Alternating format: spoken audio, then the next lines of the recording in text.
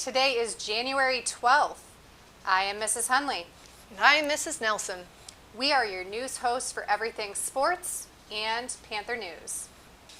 DECA's winter food drive will be running until January 19th. Non-perishable food items are to be dropped off by the main and band room entrances. These food items should be unopened and far from their expiration date. See Google Classroom for a list of needed food items. Next week is exam week.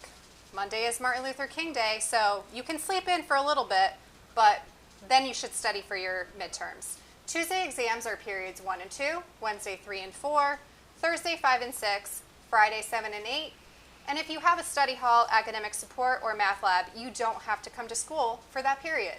Good luck everyone with the assessment. Also make sure to check your Power School because you will have new electives for the next semester. Now with Panther Nation. This past Monday, we crowned a new college football national champion. The Wolverines of the University of Michigan are national champions. Michigan dominated the Washington Huskies in the championship game, winning 34-13. For Cromwell High Sports, tonight, our boys basketball team plays Old Lyme away at 7 p.m. Our girls ice hockey team faces off against Woodstock Academy in Northford at 4:30 p.m. For more ice action, our boys ice hockey team faces the Rocky Hill Co-op tomorrow at 7:10 p.m. Good luck to all our teams. Now back to the desk. On Tuesday, January 16th and Wednesday, January 17th, the Cromwell Belden Public Library will be holding extended study hours for grades 9 through 12. That's important. There will be therapy dogs, pizza, fidgets, and more. Take advantage of this opportunity to get some studying done for Showcase Weekend. I actually heard Mr. Kuckle was going to get some therapy dogs for the teachers next week too. That'll be great. Yes. All right. So for all of you environmentally conscious drivers out there, the town manager's office has announced that as of January 5th, 2024 at 5 p.m., 10 electric vehicle charging stations located at the town hall and community field road public parking lot will be activated and available for general public. The fee that will be applied during the use will be determined on the cost of electricity and can be paid through debit and or credit card. All you Tesla lovers out there, charge up your cars. According to NPR, more than 17 million students are expected to fill out the FAFSA this year. I remember those days, in hopes of getting help paying for college. But what applicants may not realize is that this year's FAFSA also comes with a big mistake, one that will lower the amount of federal financial aid many receive unless it's solved soon. Congress told the Education Department to adjust its math for inflation, but they failed to do so. It will look as though students and families have more income at their disposal than they really do, and that will mean they qualify for less student aid. The department now faces a tremendous amount of backlash from students all over the country hoping for federal financial aid. Now for a look at the weather. What's going on, CHS? This is Mr. Van Bakhoven bringing you the weather for this weekend. Let's take a look at the 4-day forecast. Friday is looking to be a nice day with seasonally mild temperatures of a high of 43 and a low of 30. Better keep your umbrellas handy on Saturday. We'll be seeing some rain Saturday morning with a high of 53 and a low of 33. Sunday, we go back to colder temperatures with some wind and a high of 33 and a low of 25.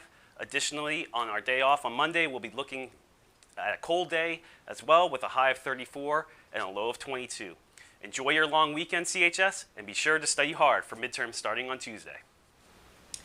And now more news about electric vehicles. Connecticut is receiving funding for 50 electric school buses for 2 school districts. The buses are from a Connecticut-based company.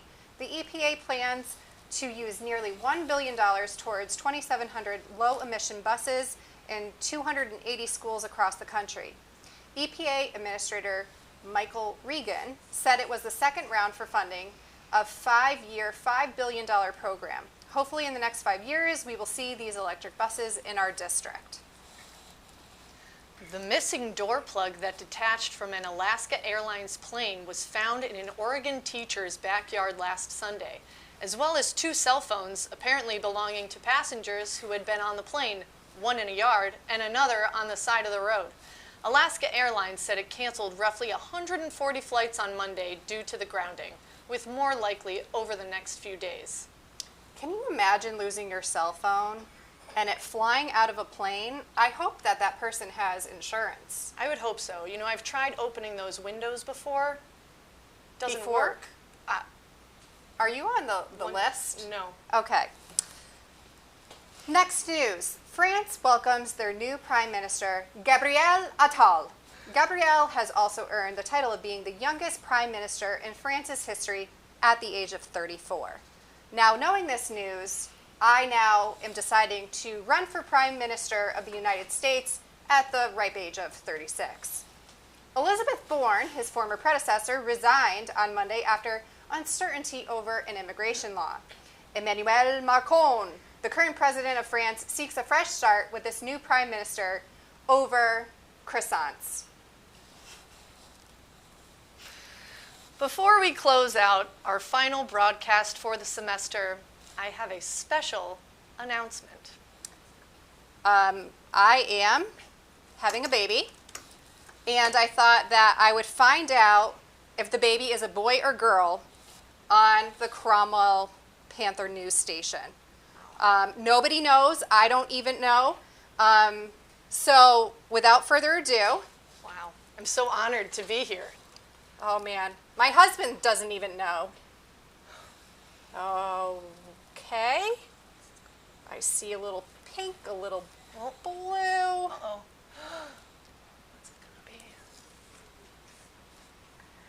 Mazel, it's a boy! It's a boy! Oh, Bennett will be so excited. Another boy, 2 boys running around. 2 boys, That's great. soon to be little panther cubs. Oh, sweet.